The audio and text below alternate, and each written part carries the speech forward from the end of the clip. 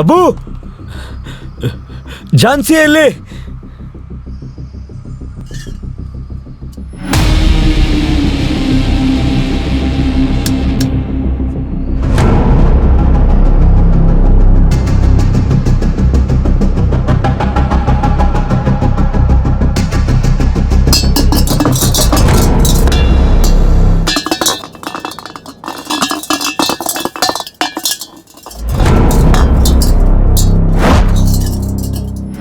ಅದೇ ನಿನ್ನ ಝಾನ್ಸಿ.